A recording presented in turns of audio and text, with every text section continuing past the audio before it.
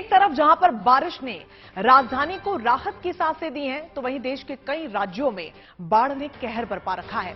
उत्तराखंड में लगातार लैंडस्लाइड हो रही है, दर्जनों रोड बंद हो चुकी हैं, बद्रीनाथ हाईवे भी लैंडस्लाइड की चपेट में है। तो वहीं उधर गुजरात और महाराष्ट्र में बाढ़ ने कहर बरपा रखा है। ये तस्वीरें बाढ़ के कहर की बड़ी बान की। गुजरात में लगातार रेस्क्यू ऑपरेशन चल रहे हैं, तो वहीं राजस्थान, मध्य प्रदेश, हर जगह शहर देखिए किस तरीके से बाढ़ की चपेट में आए हुए हैं। लेकिन रेस्क्यू टीम अपनी जान जोखिम में डालकर हर जिंदगी को बचाने की कोशिशों में लगी हुई है।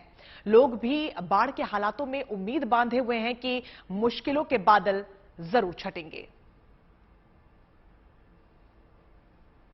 तो भारी बारिश और बाढ़ से जूझ रहे गुजरात में बचाव और राहत का काम तेजी से चल रहा है।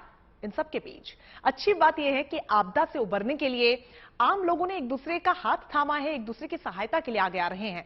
सरकार और प्रशासन के साथ साथ समाज सेवी लोग भी बाढ़ पीड़ितों की सहायता के लिए आगे आए हैं और संकट से निपटने में मददगार भी बन रहे हैं, ताकि जल्द से जल्द हालात सामान हो सके और जिंदगी एक बार फिर से पटरी पर आ सके।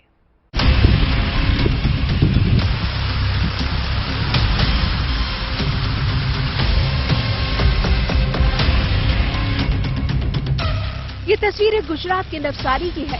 एनडीआरएफ, एसडीआरएफ और दूसरे बचाव दलों के जवान पिछले कई दिनों से भारी बारिश के चलते आए सैलाब में फंसे लोगों को निकालकर सुरक्षित जगहों पर पहुंचाने में लगे हैं।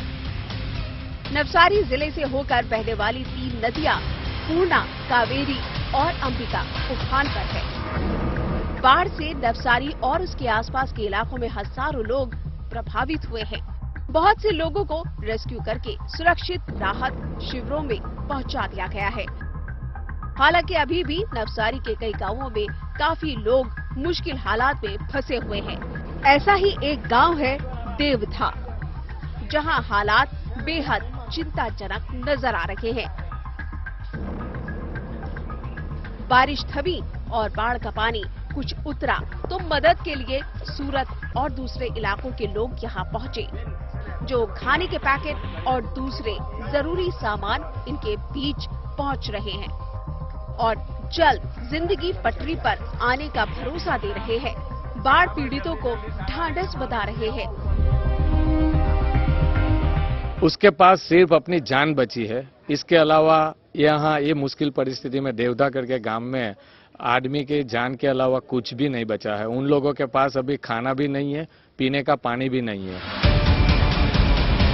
ये तस्वीरें साफ बयां कर रही हैं कि लगातार मूसलाधार बारिश के चलते आई आपदा ने नवसारी के कई इलाकों को किस कदर तबाह किया है। हालात इतने ज्यादा बिगड़ गए हैं कि यहां पर मदद पहुंचाना भी मुश्किल हो रहा है। भारी बारिश के बाद राहत मिली है तो लोग बेहतर महसूस कर रहे हैं, लेकिन जिस मुसीबत को इन्होंने झेला उसे याद करके अभी भी सिहर उठते हैं। बहुत पानी था और जैसे तैसे निकला हम लोग और गांव लोगों ने हमें बाहर निकाला और सही सलामत हमें सही जगह पर पहुंचे। आपको घर में कितना नुकसान? बहुत सारे बेड सब कुछ पलट ही गए से बडू हम। सभी जगह पर सब लोगों ने हेल्प करना चाहा, लेकिन वो कोई पहुंच नहीं पा रहा था क्योंकि सभी जगह पर पानी पानी था। हम लोग अभी जहां पर खड़े हैं उधर तो उन लोगों ने तो मेरे ख्याल से अभी 3 दिन से खाना भी नहीं खाया। अभी 2 दिन से खाना इधर हम लोग पहुंचा रहे हैं, क्योंकि क्या हुआ कि दिन का जो घर वरखरी था, जो कुछ भी घर में था, मानो तो गैस का सिलेंडर, गैस चूल्हा, कबाड़ सब वगैरह सब निकल गया घर में से, क्योंकि पानी का बहाव इतना था कि नहीं, वो लोग खुद को बचाने में इतने पड़े थे कि सब कुछ बचा भी नहीं सके। घर का सब कुछ निकल गया इन लोगों का। बारिश ने सिर्फ गांव देहात में ही नहीं नुकसान पहुंचाया है, बल्कि वापी से होकर गुजरने वाले नेशनल हाईवे 48 की भी हालत बिगाड़ दी है।